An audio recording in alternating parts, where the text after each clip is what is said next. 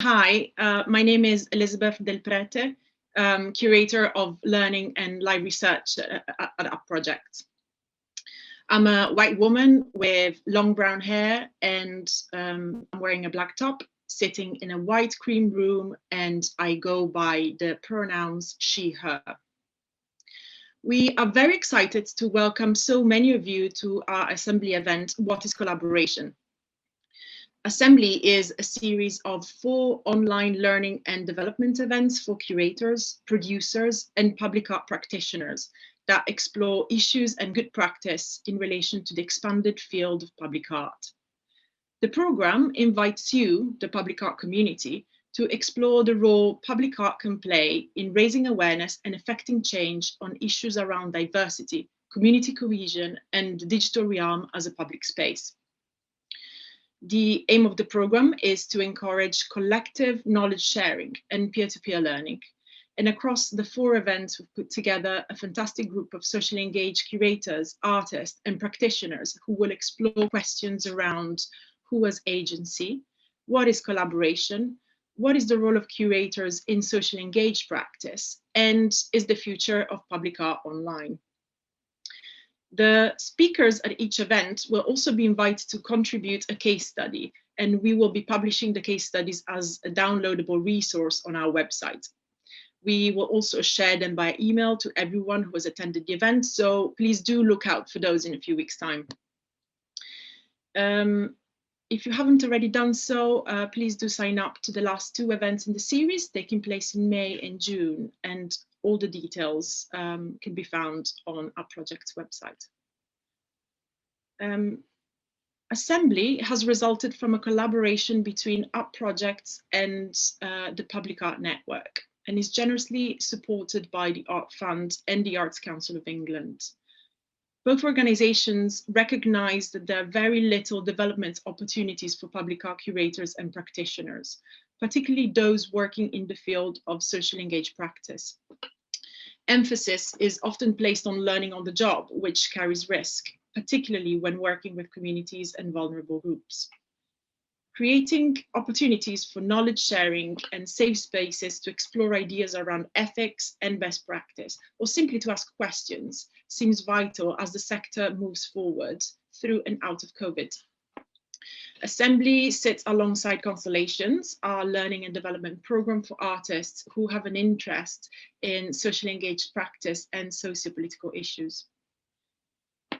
As a public art organisation that is committed to supporting artists to make new work that has social relevance, engages communities, and encourages learning, we are really excited to be able to help shape and facilitate this programme, as well as support the emerging public art network to further develop a sector specialist network that focuses on professional development, as well as external advocacy, making connections to artists, commissioners, and the public.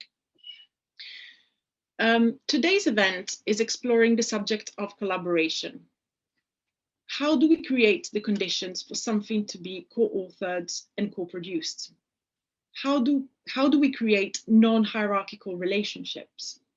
To help us unpick all of this, I'm delighted to introduce Matteo Lucchetti, our chair for today's discussion. Matteo is a curator, art historian, and writer.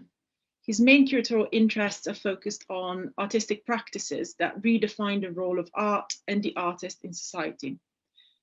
Past projects include Marzia Migliora, The Spectre of Malthus, presented at Maga Art Museum in Italy, and Sami Balogi, Other Tales, presented at Lund Konsthall and Konsthall Artus in Sweden and Denmark, respectively.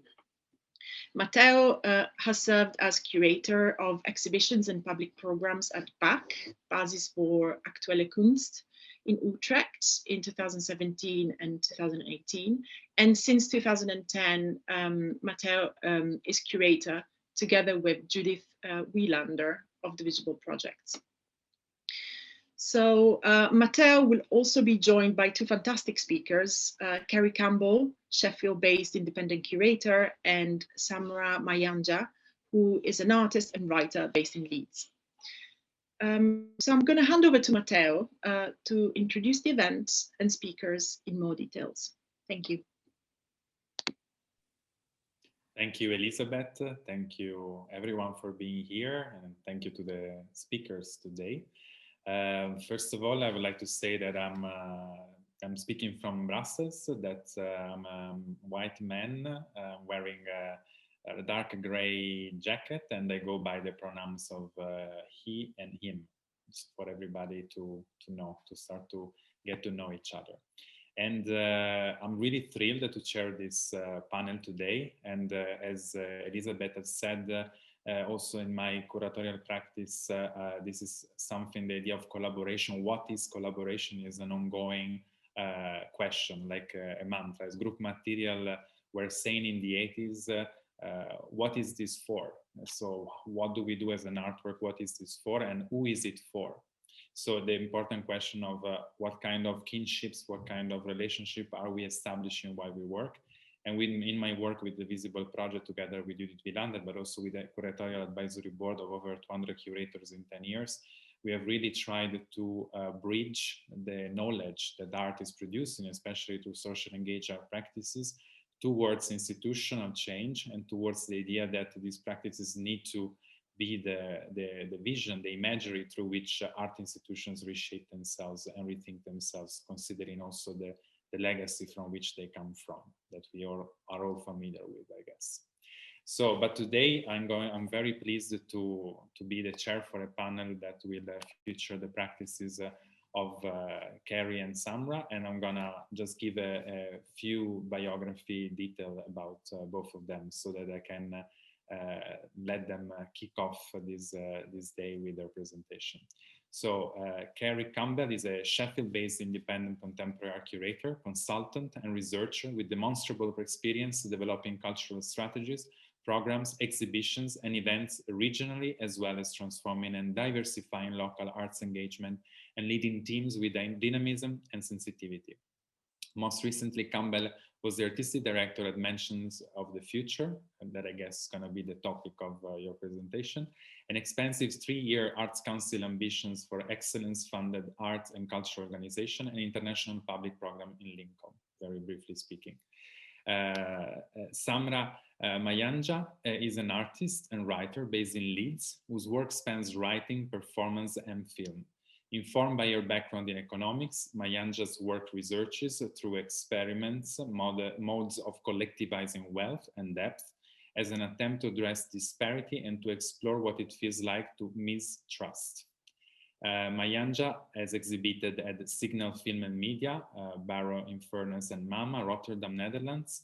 Mayanja has performed at Center for Live Art Yorkshire, Leeds, and Camp Nagel, Hamburg, Germany, among the many other venues that I'm sure Samra has visited with her work. Just a few details before I let Kerry specifically start the presentations.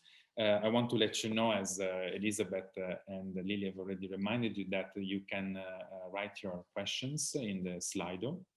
And in the, let's say, in the assembly moment in the end, when we will all discuss together, we will prioritize for the first 10 minutes the questions received through Slido, and then you will also be able to raise hand for the last 5 minutes and contribute with more questions. Important to say that there is also a pool where we ask this question about describing with a few words what are the frustrations that you experienced in working collaboratively, because we believe that this could become really an important starting point, going from the negative towards the propositions of what it could mean to collaborate differently, starting really from the frustrations, from the frictions that you have experienced in collaborating with others. So without further ado, I let Kerry start and enjoy the presentations.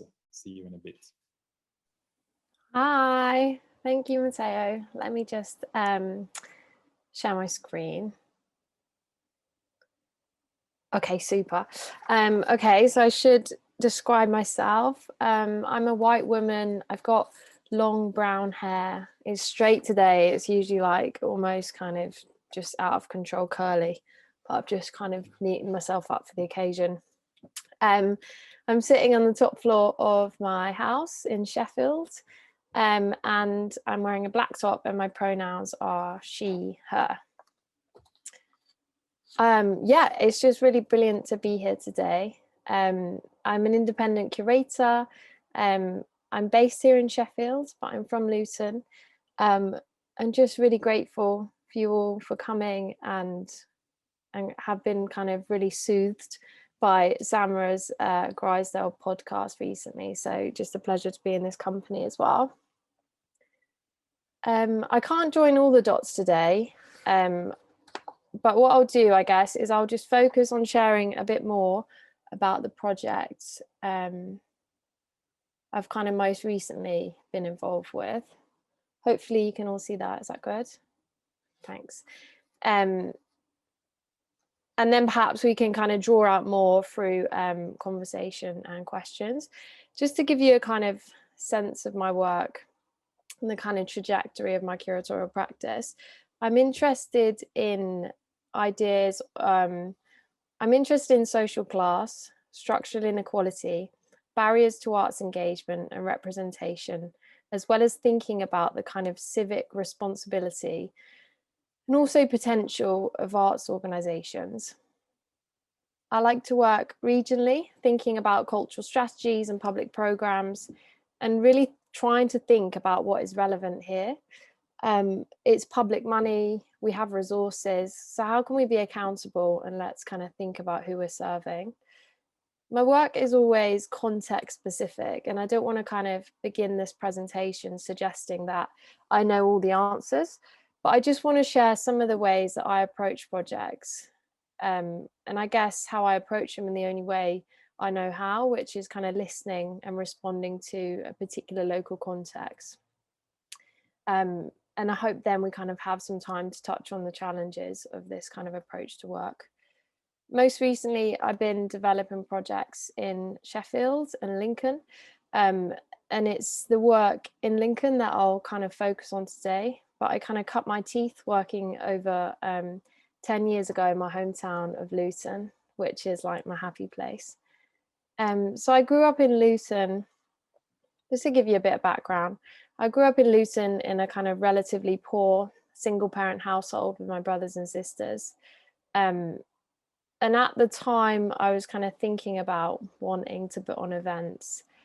There was this kind of point where I was living at home and commuting to London kind of long term for 0-hour contract jobs at the V&A and at the Barbican. And I guess from a young age, I was kind of struck by this dichotomy, particularly between the grandeur of the V&A and this context of home. Britain's second largest town, one of the most multicultural places in the UK. But with there's kind of incredibly high deprivation indicators there, and it's blighted by negative sensationalist press. There is a kind of distinct lack of validation for the vibrancy of this community, and the kind of that reality is compounded by a lack of community and cultural infrastructure. Just an image of an exhibition at a pub here. So I set up a curatorial platform in Luton and began developing and delivering exhibitions, projects and events under the guise of an initiative called TMT Projects. And for me, it was a response to what I didn't just see, but felt deeply as an emission of spaces and events that represent and celebrate the complexities of contemporary multicultural working class life. The reality is that contemporary art is exclusive by design, and I always try to remind myself of this. Early shows were very messy around the edges. They were events, they had to be events. The openings were not called private views. There was always booze, there was always food, or you could even get your nails done. They were kind of naive in their development and their delivery, interdisciplinary by nature. And I guess I wanted to celebrate the texture of arts activity that was already thriving at home. So they kind of featured musicians, poets, beat makers, painters and dancers. In her book, Emergent Strategy, Adrienne Marie Brown talks about growing through fusion and not competition. And when I look back at early shows, I was interested in this kind of breakdown of a lauded kind of curatorial authority. So it was the opposite to what I was learning, studying on my MA. And I wasn't interested in me being this author of this kind of beautiful, thematically, conceptually sound show. But I was just interested in all of these people who wanted to be part of the journey, being part of that journey, however messy these shows became. This reactive, locally informed, collaborative and interdisciplinary approach has informed my practice ever since. And I guess it feels worth mentioning that for me, collaboration isn't just about like me, a curator, and the constituents of a place, but it's about the whole team that makes a project possible, and recognizing and embracing all of these projects as just a sum of their parts. At home, I fundraised for each project and wanted to frequent the spaces that the community already existed, so as to gently welcome new and diverse audiences, but also because I never ever assumed that an event is more important than the complex demands of local family life. So I delivered exhibitions and events in pubs, nightclubs, youth centres, the shopping malls, offices and the public realm. So skipping through kind of what feels like many, many moons, it feels most relevant to bring the conversation round to my most recent work in Lincoln. This is a picture of a building in Lincoln, and this is the base of Mansions of the Future. So Mansions of the Future was a 3-year project funded by Arts Council's Ambitions for Excellence. And the impetus and vision for this project was devised and launched by the previous co-directors Claire Cumberledge and Rebecca Blackwood, and it launched in 2018. I was asked to consider taking over as artistic director in 2019. And Mansions of the Future was an arts and cultural hub. It was brought to life through a public programme of public art projects, communal lunches, exhibitions, talks, workshops and events. So it was funded by Ambitions for Excellence, which, if you don't know, was an incredibly generous Arts Council fund. It kind of had a focus on towns and cities that had limited cultural infrastructure, but maybe had a brilliant cultural potential in the eyes of the Arts Council. But what it did mean is that this project was defined by its temporality. So it was funded generously for a fixed term of 3 years. And I wanted to mention this because I had to think really, really, really carefully about that reality when I was kind of asked to consider the job. What does it mean to kind of nurture brilliant provision and to work on something and to deliver all of this activity for a program and a project and a building that is kind of inevitably coming to an end? How can that time frame be managed and communicated responsibly and indeed sensitively? Lincoln is relatively geographically isolated. It has quite an aging population. Most people have lived there all their lives, especially in the city centre. And it has high levels of deprivation, and it's quite, yeah, I did say that, geographically isolated. So I guess I'm not naive to what it means to offer significant resource and that not be something that is long-term. So when I took on the job, I worked on writing a legacy agenda into the programme. So we were thinking about that from the offset, and we were kind of thinking about that with the communities from the offset. How will this be communicated sensitively and transparently? And how will all of the learning be preserved and the resources be redistributed? And I hope I can expand on that legacy agenda more in conversation. But just to give you a sense of the space, here are some images from the kind of inside of the building. So the building layout was designed and delivered by an artist called Catherine Bohm as part of her inaugural commission. So she thought about how the space could best be designed for public use and how it could serve a public. It was quite kind of domestic in character. everybody had to use this kind of twisted ramp to get in. So you entered the space in the same way, whether you were kind of able-bodied or not. There was a larder, a big communal kitchen, a big kind of living room, a library, some studios, some office spaces, and then some carpeted spaces for theatre and performance. So a really kind of beautifully designed multi-use space. All of the furniture was collaboratively built prior to its opening. So just kind of stocked to the rafters with resource and a really inspiring space. Catherine also laid the foundations for the architecture of the public programme, and there was two core strands of activity. So there was a curated public programme, and there was something called a takeover programme. So the curated public programme unfolded in seasons, and just to kind of expand on that approach, I wanted to refine the public programme so that it was always three things. It was social, site-specific, and collaborative. And we supported artists both locally and regionally to respond to the context, talking to local people, engaging with the history and the heritage of Lincoln. So before any artist commissions were worked up, any artists who weren't local had to spend time with the city, engaging with its geography, its heritage, and its communities and businesses. I think it's a common programming misconception that the only way to put places with the limited cultural infrastructure on the map is by parachuting in valid culture. So the spirit was about making sure that everything comes from the local reality, the local spirit. In my work, I always like to encourage teams to think critically about who we're serving, who are we representing, and how can you make sure the work is responding to a place and its citizens. I'm kind of conscious on time, so I'll kind of speed up. So I mentioned there was two strands to the kind of cultural output. One was a curated public programme, and one was something called the Takeover Programme. And the Takeover Programme was also a gesture in Catherine Boehm's vision for the space.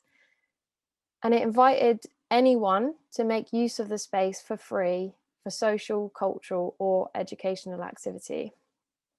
And at this peak, the Takeover Programme was welcoming like 70 regular community groups, from the YMCA to disability theatre to supper groups to women's wellness, adult bereavement, punk poets, the list kind of goes on. So it operated at this pretty exhausting but absolutely beautiful intersection between like a community centre and an art gallery, I guess.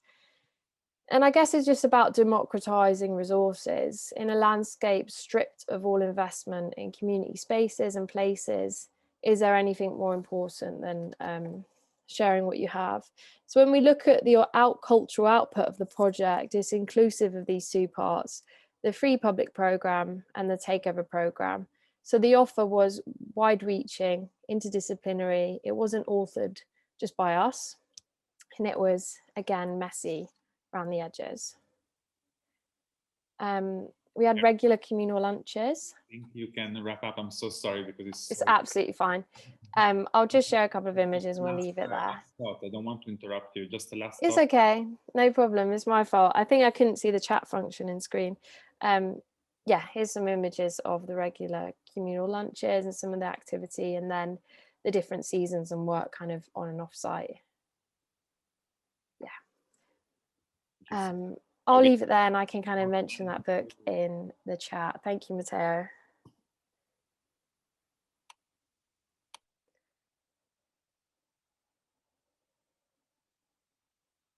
Samra, I'll hand over to you.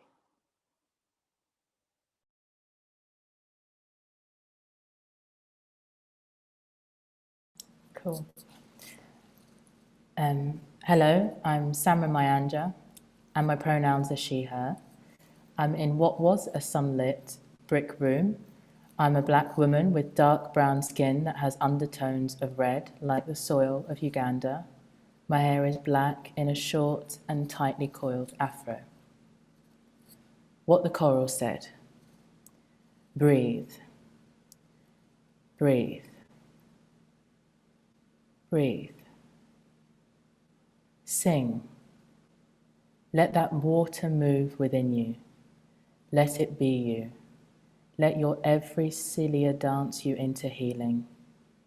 Let the warm salt water brighten you, your tears, sleep, and you dream of working, sleep again. Sleep until you dream of floating. Dream until your edge is soft. Dream until you birth yourself in water, singing with the bones of all your loss. Dream until you breathe, not from your mouth, not from your nose, but through your hair and through your skin. Dream until you claim the ocean. Breathe until you feel no need to swim. Breathe until your dream flows out your brain. Breathe and let them in your heart. Breathe and we will call you again. That's a start. So that's just a short text by Alexis Pauline Gumbs in a collection called Dove, Finding Ceremony. I may or may not touch on that again, but I just like it as a kind of grounding text. At the centre of this talk is a particular work I made in early 2020 called Aims of Art. The work itself wasn't my finest hour because I wasn't able to create the kind of art object that would create a dialogue between the viewer, that is now or in the future, and the process that had led to this art object being made. It couldn't do it in the way that I imagined. Despite this, the process and the work felt like the start of a radical shift in my thinking around the relationship between the artist, the collaborators, the art object that is made in parallel or symbiosis with the collaborative process, the institution that commissions the socially engaged art project, and the viewer. But all of these that I've listed before are also viewers, in a sense. Aims of Art and the letter that forms the narration for the video were exhibited at Blackwell Arts and Crafts House in early 2020 in a show called The Arts and Crafts of Politics. The title for the work is borrowed from a William Morris text by the same name that explores the connections between labour and pleasure and condemns a society that accepts horrific work conditions as normality. The video work was the result of meeting with various staff, volunteers, and a board member at Blackwell Arts and Crafts House, and hosting several mini workshops with people where we tried to imagine an object that the staff could and wanted to use, and one that they felt that all staff, volunteers, and board members could benefit from. They opted for something that would encourage breaks and rest. The workshops were iterative and generative, sometimes with entire departments. Then I'd take their sketches and ideas to a singular volunteer or board member, and then on to another team, and so on. I was initially commissioned to make a work in collaboration with an entirely different community group, predefined by the organisation. My community group dropped out last minute, so I decided to work with the staff. During site visits, many members of staff had made it known to me that the organisation was experiencing turbulence of some kind and that their jobs weren't feeling so secure. Communication was sour. People were fearful of whether they would be made redundant or not, and some people had already been made redundant. I mean, similar things have happened at, large organisations like the Tate and South Bank, not to mention smaller arts organisations too.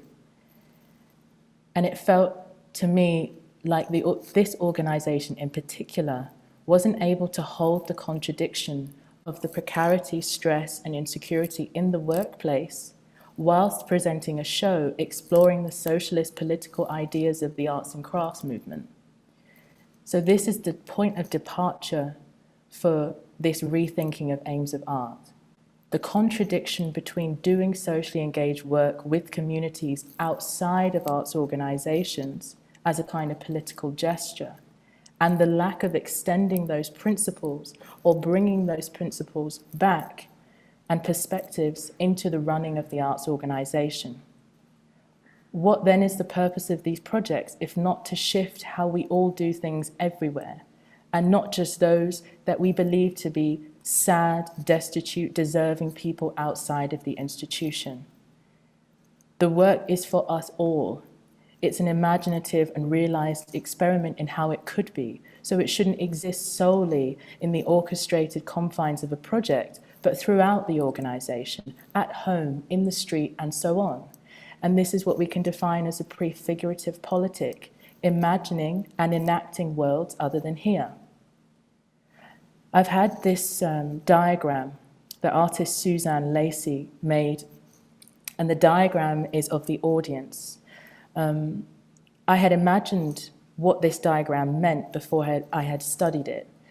But then when I arrived at this place of studying the notion of the layers of the audience, I felt that I could use this for this talk and use it in the sense to reflect on the audience and their relationship to a socially engaged process, which is often mediated through a parallel work, like my film, Aims of Art. The film is a letter that I wrote to the staff, letting them know that I would be giving them my entire materials budget and also detailing the reasons why. This video and any subsequent reflection on the project, like this talk, for example, is the only way that those who are outside of the original process can access the knowledge in the work, because you are dislocated from the experience of the project by time, location, or closeness. Suzanne Lacey's diagram, featuring in a text she edited entitled Mapping the Terrain, enables me to understand the audience in relation to what this book termed as public art. The diagram is a series of concentric, non-hierarchical circles, a circle in the center and those larger circles around. And in order, these circles go origination and responsibility at the center, collaboration and co-development, meaning those who are partaking in the project, volunteers and performers, this next layer, the immediate audience, media, the media that engage with the work, and the audience of myth and memory, those who exist beyond that. And slight side note, the text I read Dub earlier is somehow representative also of 5 other textures or layers that are in this talk but not on the surface. And the way that I want to kind of bring them forth to you is through a very long question, or maybe not such a long question. Do the words invitation, tension, trust, disparity, and conclusion mean anything to you? Full stop. At the center of Aims of Art is the process of making the work. It's the conversations, the workshops, sketches, questions, back and forth and back. But I have a sense that there's something missing, something that needs to be added to Suzanne Lacey's diagram. The diagram itself isn't quite it, but maybe I'll have time to come back to that. What I was hoping to do was to create an art object that would mediate a conversation between the viewer and the process I had undertaken with the staff. I wanted an object that could or would be a conversation between viewers now and in the future, and that the process could talk through / as an object, and that the viewer would have space to respond. This object that is seen and experienced is part of the way in which those outside of the process are able to fall into it, to learn from it, to lean into it, and to receive support from it when they need to. I mean, that's why as a teenager, I would find my way to an art gallery, despite the fact that no one I knew had ever been to them. Okay, I've got 1 minute left. I'm gonna jump down. So ultimately, I think what I'm trying to say with these fragments is that this work of socially engaged work, this work of collaboration, the knowledge that it makes, the languages that it swims between, and the conversations that it mediates could be used and implemented to realize the kinds of experiments in organizational structures, specifically arts organizations, that could move us away from where we are now to somewhere other than here. Rather than exhibitions as static displays, Aims of Art lulled me towards using the multiple perspectives in and around a work of art that's centered around a process. Projects that are actively imagining and enacting a rupture, and they offer a space for further rupture and ripple and rupture again in the organization that's commissioned them. It seems strange to me that arts organizations aren't using the knowledge that they are commissioning artists to put on their walls, to enact in communities, and to bring back into their spaces. And the aims of art and my experience and my critique and understanding of the project, Aims of Art in the context of Blackwell, is what has kind of brought me to this place, as well as, like Kerry, working in arts organisations as invigilators, as cleaners, and in various positions. So I'm going to conclude there, and I think the rest of what I had to say will come in the questions. Thank you for listening. Yes, I agree with Kerry, and the applause is not just for Samra, it's for both of you, because I think you beautifully brought a lot of content to the table that is urgent to take this opportunity to really discuss first now between the three of us, and then open it up, of course, to everybody that is here, that is already answering questions, that is already responding to the poll. I thank you both, because you both pointed out some of the things that I also struggle with for some time, for some years, maybe, really, like starting from what Kerry started with, that I think was really important to say. Contemporary is exclusive by nature, by design. Sorry, this is what you said. In a sense that really, like, we all have confronted, especially coming also from not those exclusive circles, but I guess this is an experience that many share, to really, like, how can we belong to that place, but at the same time not lose contact with the issues, the problems that we are actually interested in. And I think these two presentations show the two different sides. On one hand, how can this be done in an organizational sense, what Kerry has done with Mention of the Future, and what Samra has done by being invited by an institution and starting a questioning methodology that has allowed really to think about the major questions that are at stake, and at the same time also to be propositive in this practice of saying, can we create these ruptures through which new configurations can be imagined, because it's urgent, because we cannot play this game anymore. We cannot be part of programs that talk about urgent issues, that talk about the communities they want to collaborate with, and then next show is another thing and everything goes back to normal, to the normal noise. So in a moment like this, where also we had the rupture of the pandemic, and we maybe simply don't want to go back to the normal that we all know was not normal for many of us. So I go to the questions, because I think I don't want to. I just wanted to wrap up, because I think there, from these two beautiful perspectives, there was so much that was already brought up. So maybe just to allow also you to argument, to have a bit, to expand a bit on what this very short presentation didn't allow you to say. So maybe to first with Kerry, I wanted you to expand a bit, if you can, on the Takeover Programme and also the Urban Form Social Architecture Commoning Programme, because I think there really lies also not only the idea of making space for new kind of formulation of what an institution can do, but also how can these spaces that are open up can change the way the institution is. And this also goes back maybe to the idea of involving Catherine Boom from the very beginning of your direction. So this is my question for you, and then I will also have one for Samra, and then we can start maybe the conversation. Yeah, sure. Thanks, Matteo. Yeah, so the Takeover Programme was just intrinsic, I think, to the value and the vibrancy of Mansions of the Future.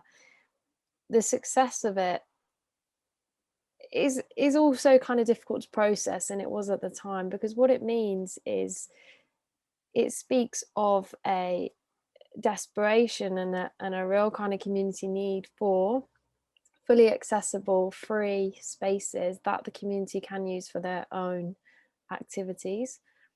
I'm kind of conscious of using the word community as referring to like a homogenous mass, but the people who lived in Lincoln, the take up of this space and just the amount of groups who wanted to use it for free for social, cultural, educational activity, and the vibrancy of the activities that were kind of taking place there definitely spoke of a city-wide need for kind of community and social spaces. And yeah, it's the same all over the UK, with the kind of slashes to public funding, public resources, and community centres and youth centres. So it was beautiful to kind of fill that space, but you know, it speaks of a wider problem. One of the seasons of activity that you referred to there was called Urban Form Social Architecture in the Commons. And we wanted to engage the citizens of Lincoln in conversation around the kind of past, present and future of the built environment. And also I wanted the team to think critically about like who has the privilege to access the city centre space. We had all of these great resources, sure, it was fully accessible, but Lincolnshire is like a huge county. So for that season, it was about 4 months. We kind of took a lot of our resources, our programming, our team, and we delivered everything off-site on the Ermine Estate, which is a really isolated area of Lincoln. It's just north of the city centre. There's about 10,000 homes. There's no community centres. All of their pubs have been closing kind of year on year. So we kind of took up space in a church. And we just spent a lot of time getting to know the architectural history, geography, and kind of contemporary reality of that area. My colleague Beth lives there, which is helpful, which is really important. I spent a lot of time going to community action groups with my staff, learning about like the stresses of like the hedges being too big and like noisy dogs on the estate, and just trying to think about like what are they already doing that we could add some resource to, and kind of contribute to what was going on. And we invited some urban designers to come over from Berlin, and they spent a lot of time getting to know the community, researching, spending time with the archives, and then went away with kind of all that knowledge and came back with a big kind of participatory project.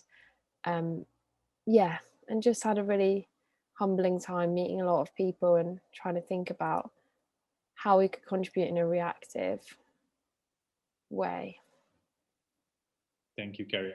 I have another question, but first I want to ask something to Samra, if I can, because I mean, you described the Aims of Art as this project that started as a commission from the Blackwell institution, and then it turned into like a larger reflection where you really wanted to collaborate with first with the community group, then with the staff, and then it became really a learning experience, no, on the contradiction, on the friction.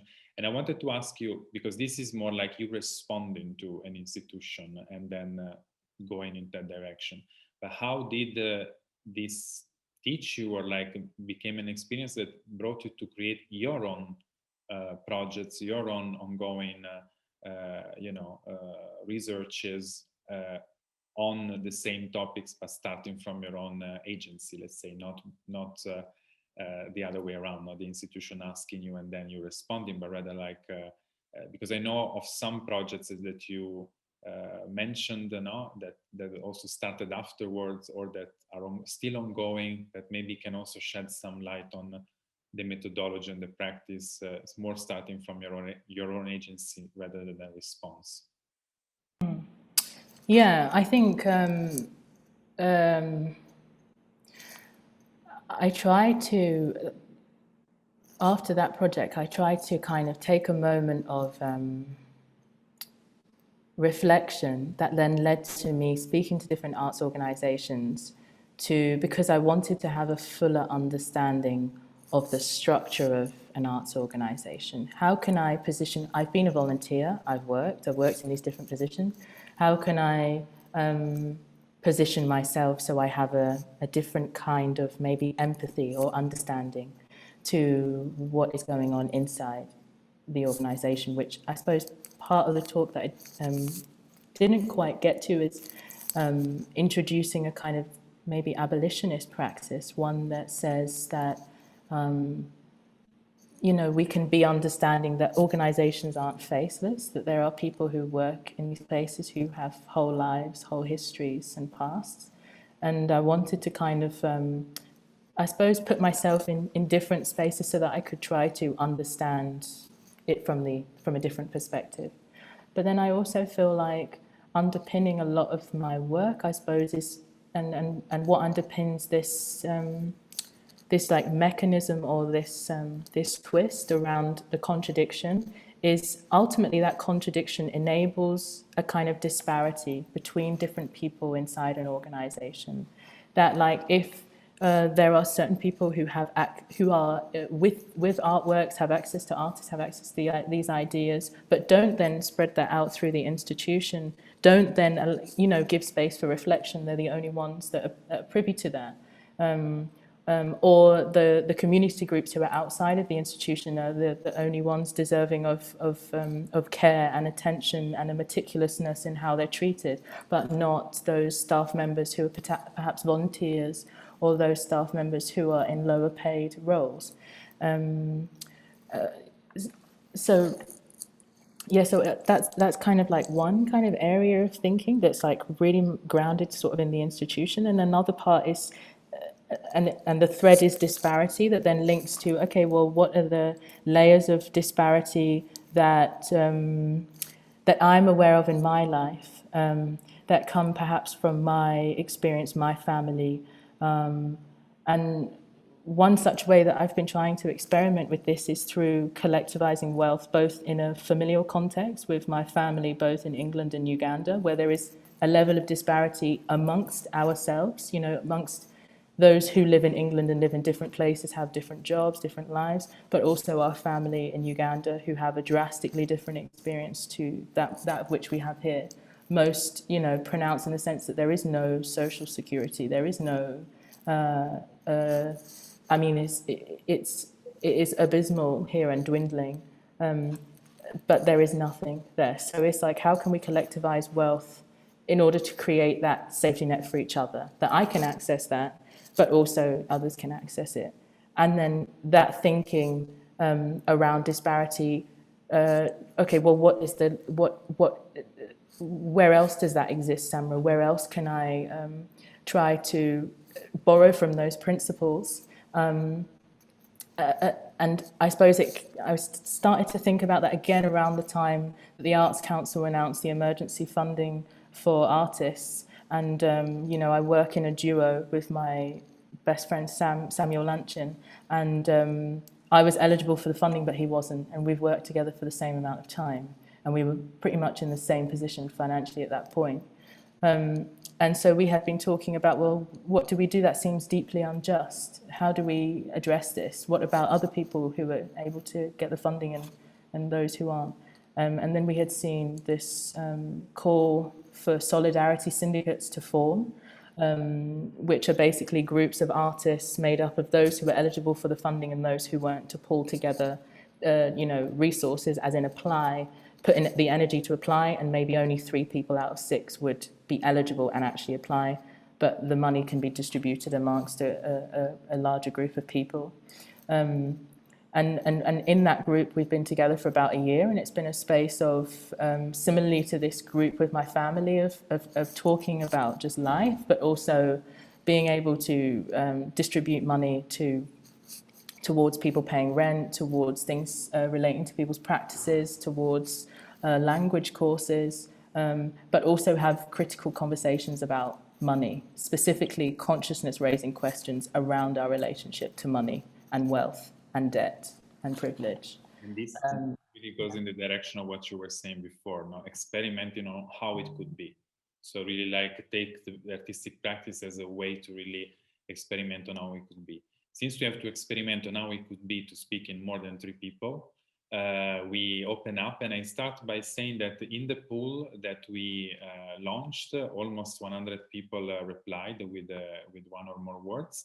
And it's interesting because the biggest one is really like a word cloud, where the biggest one is misunderstandings, which I think really resounded what we were speaking about, because of course it's about different layers of disparity, therefore, different entry points to the same thing, therefore having different language to speak about the similar things, different agencies at play, and also sometimes also looking at the words, of course, unequal work, unequal power dynamics, but also time constraints, because also time is a fundamental aspect of it, because without the right amount of time, things cannot really change, things cannot really be implemented. And I think of also some questions that through the notes of Samra, now also like sometimes institutions work with refugees, asylum seekers, but how do they really change their status if these people then, for instance, they cannot be paid legally, no? So, and this is interesting because I think of projects like Eve Chabanon, that is an interesting French artist that started the idea of collaborating with asylum seekers and refugees only if the art institutions would then do the legal paperwork to make contracts to them, and therefore helping them in their process of getting the paper. So, and then she collaborates with artisans, with people that have specific skills, and also it's a collaboration which she improves their knowledge on artistic skills. They also open up their practice to other possible uses of it. And at the same time, the institution is used as a way to also have an effect on the life of these people. For instance, just an example, but also if you think of the work of cooking sections in the Isle of Skye remaining in the UK, it's also interesting to see how they committed for a full time ongoing since 2015. They are there and they really trying to fight the salmon farming, and at the same time they're trying to do this by involving all the restaurants, the schools, the people in it, and all of them at different stakes in the thing, of course, but all of them through the years they really changed the way in which they operate. And this started from an art institution that now has this project as an ongoing one. So there are examples out there, and I think it's really important to really do as much as possible to experiment on how it could be. And the example of Kerry, working with the Takeover project in different forms, or the example of what Samra just explained with sharing even a grant in a way that it can allow more people, or like having an ongoing relationship with a best friend to really shape things different in their practice, are really wonderful examples. So I'm going to start to open for questions, and we have 12 questions, but because we have in Slido the possibility to vote questions, I'm going to start with the most voted questions so that at least more people share the urge to ask it. So there is this first question that from Anonymous that says, at Kerry, please, can you say more about the legacy of your project? Think one of your slides show the publication, and who you share this with and why. I'm gonna also read another two so that we have a bit of questions to work with. Then the second one is, what are some of your tips for ensuring local authenticity in the process and outputs? And then for Samra, where can I find info on the aims of our project, which is very useful, but that can be quickly answered, but maybe you can also unfold on the ramification of the project. So please, Kerry, Samra. Yeah, sure. I will answer quickly. So the legacy agenda, there were a kind of few aspects of it. One of them was the equitable redistribution of all of our assets, from our resources to our, sewing machines, materials, collaboratively built furniture, all of the books, desks, shelves, everything that was part of that project, kitchen units, was kind of freely distributed to local initiatives who were charities or doing social work, or Black-led community organisations or cultural organisations. So all of that, I guess it was just making sure everything that was part of that project, I don't know, wasn't sold or ended up elsewhere, but just made sure it was kind of thoughtfully redistributed. Another aspect of it was a lot of advocacy and lobbying before we left to cultural organisations, but maybe people who had some voice and power in the city, to articulate the value of free community space, accessible space, and to communicate just how much local people needed it. So there was a lot of that. And then there's a publication which just came out earlier this year, published by Chateau International, which really is a sum of its parts, just like the project. And there's contributions there from architects and volunteers and designers and artists, staff, just everyone kind of involved with the project. And it reflects on themes of power, democracy, co-authorship and community practices. That's called Mansions of the Future, a public programme. And then finally, there's a big conference. It was meant to be more of a kind of celebratory event back in Lincoln, but it's now online, and it's called the Innovation in Engagement Conference. And it's an opportunity for us to capture and communicate the project's learning, but also to promote cross-organizational learning across the charity sector, policymaker, and also community and kind of social sector, and recognizing that often the best demonstrations of this work are outside of the arts and cultural sector, and trying to kind of promote conversations around new economies, the sustainability of this work, and cross-organizational learning. You can find info about that on the Mansions of the Future website, which is a bit of an archive now. Before I let Samra answer, I wanted to also ask you again, what would be a tip in terms of that would come out of your practice? And this is something also for maybe Samra, and then also for Samra, I'm trying to also get more questions because there are many, so that we expand as much as possible. And for Samra, what would be the best possible legacy / outcome from the Blackwell project? So this is also maybe good for Samra to note, while maybe Kerry can try to share a tip on what do you learn that you would maybe do again, not do again. These are nice questions. I'm kind of grateful for this poll thing as well. I don't know, just listen. I think if you've got an idea immediately, just don't do that idea. Just stop and wait and listen to really what's going on and what's kind of useful in that space. Thank you. Samra? I can answer the question about where people can find information about the project. After this, I will make public, probably on my blog, I don't know how to call that, the primary notes, which Matteo has had access to, which kind of ground the talk that you heard today and the bits that you didn't hear. And I can share those with a link to the video with the password for all the people that are here today. And if you want to pass it on, you can pass it on, not so precious. So that's to answer that question. And I think Assembly have made my blog known to people, so you can check that out in the next week or so. And then the next one is the best outcome for Blackwell, from the Blackwell programme. I really think I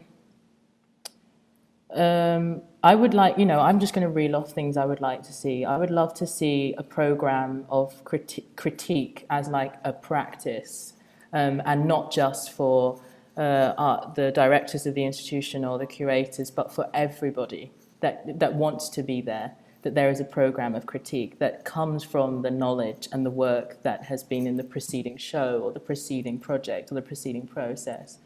I would love to see networks of organisations holding each other to account on these kind of processes and practices, but also networks of organisations that can cushion each other and hold each other and share resources so that this is possible, because I understand that, sometimes there is a pressure on people.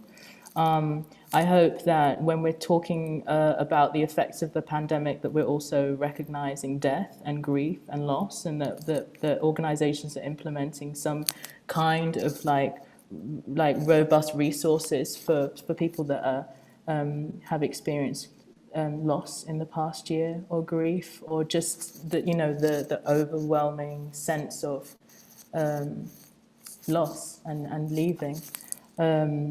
I would personally really like to try this experiment again in another space. Maybe it doesn't have to be an arts organisation. So I think that again is the kind of legacy for it, and improve the quality of the object that mediates mediates a conversation between the viewer and the process. Which is the video that you see or this talk. So yeah, those are the things that I would like to happen. And maybe a tip from your experience or from your practice? A tip concerning with what in particular? A tip for what? Because the question was related, now let me go back to it. tip for ensuring local authenticity in the process and outputs. So in the relationship with the local scene and with the communities surrounding, what would be a tip from your experience, for instance, from the Aim for Art or other projects? Account for more time than you think it will take. That's very useful. Always a lot more. And that's very obvious, but I just think because honest conversations take a long time. They take much longer. And even if they don't take a long time, there's the time at home where you vent, or the time at home where you rest and you need to kind of rebuild something. So, yeah. Okay, we still have another 5 minutes, so I can use another couple of questions from the Q&A, or there is also the possibility for you to raise your hand, and we will let you ask the question directly.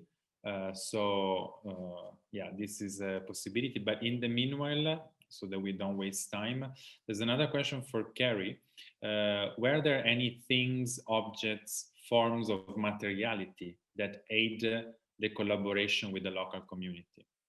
So very practical question again. I would say the thing really is just that building. It wasn't so much always me facilitating collaboration with the team. It was the building very much did it itself, you know. So a lot of people were coming to that space because their local yoga group was doing yoga there, or because their mate was doing a little reading class in the reading room. And the beauty of that kind of you can use the space for free gesture just meant that because people entered the space on the terms that they felt comfortable with, they would see kind of posters for some of the curated public program talks or communal lunches.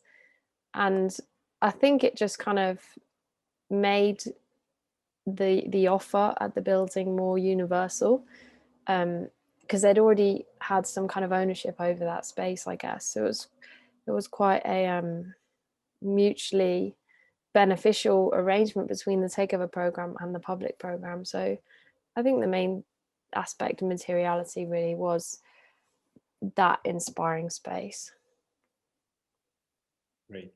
So maybe since we don't have hands there, and I maybe have a last question that for all of us that goes back to the pool and about the frustration. So not to talk more about frustration, but what could be, and since misunderstandings is the word that I kind of summed up the general feeling, I think it would be interesting maybe in a few words from all of us to close this session, to say what could be a way to circumvent, to explore ways not to end up in a misunderstanding, and what could be a good approach to like unravel misunderstandings and experiment with other formats instead that can be more inclusive and therefore where there is less space for misunderstanding.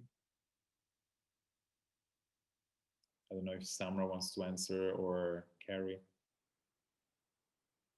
Yeah, I can. I feel the question of how to circumvent.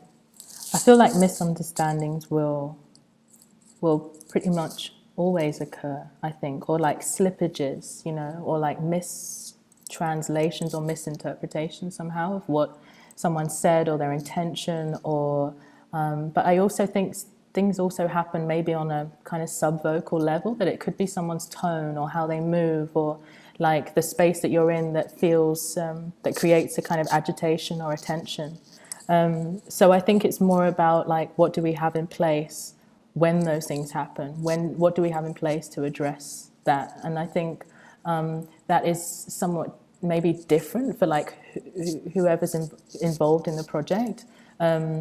That like the layers to cushion, say, the artist feeling misunderstood or misrepresented could be the layers of family, the layers of a specific role in the organization, or just could be a friend, or could be a book, or could be a song. And the layers of cushioning maybe is something to like introduce into projects even at the beginning, that like there may be misunderstanding. What are your systems or processes that you use to kind of come back from that? But I also think like trying to create a kind of environment for people where let's try again, like the misunderstandings happen, let's try again, and I'm here for it, and I'm empathizing, and I'm with you. So yeah, something around that. Thank you, I agree with everything Samra said, and just I guess from a public programming perspective, I would just say to hold space and resources for that reactivity. So it's like if you have this very fixed vision of what you want it to be, but you've invited participation along the way, then I don't know, it's a difficult position to be in. I think if you're welcoming the journey, being part of the outcome and ideas and people's vision for what they think it should be, if you hold space for that reactivity, I think it's quite helpful. And I can say that I agree with both of you. And also that I want to add maybe just as a last thought that I think, this idea of misunderstanding as a frustration, it's interesting because as also Samra was pointing out, it can be actually become the starting point of something else, can really become, maybe it's good to feel a misunderstanding because it forces us to find new language, find new vocabulary for things, to also remove ourselves from the exclusivity that contemporary art sometimes also taught us, and find new words and new vocabulary that can really allow more people to join and to feel like they belong to that place. They can appropriate to that place as well because they feel it's also theirs. And I think in a sense of also creating unexpected kinships between people, agents, communities that were maybe previously unrelated, but thanks to the knowledge that art can produce, we can also shape, different constituencies, different ideas of collaboration. So thank you so much to Samra and Kerry for really sharing so generously. And thank you to Elizabeth, to whom I give back the word, the floor. Thank you, Matteo. Yeah, thank you, Matteo, also. And thanks, Kerry. Thank you so much, Matteo, Kerry, and Samra. This was a really, really important conversation around the ethics of collaboration and social practice. I personally found particularly insightful to hear your comments about how to work through misunderstandings, or how institutions can and should make genuine impact on the communities they engage with, whether they're members of the public or volunteers or partner organizations or members of the staff. I thought this was really dense and important conversation. Thank you also to our audience for participating and for the comments and questions you shared in the chat. Please do share any further feedback you may have with us. In fact, you'll see on the Slido bar questionnaire on the right, there's a survey which we would be really grateful if you could complete before you leave. We also hope to see you at the next assembly event, Are Curators Still Relevant? That will reflect on how the role of curators has evolved in the past years and will continue changing in the future. The event will be chaired by Jess Fernie, independent curator and writer, and also member of the Public Art Network.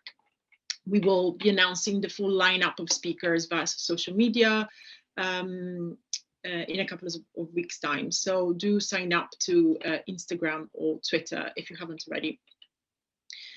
And as I said at the beginning, we will also be sharing case studies about two of the projects that Kerry and Samra talked about today. And we will also upload a recording of today's event on YouTube, which will also include captions and a BSL interpreter. So please do look out for these resources in a couple of weeks' time. We will send an email out to all attendees. And also do please remember to sign up to our project's mailing lists to find out more about Assembly's future programs.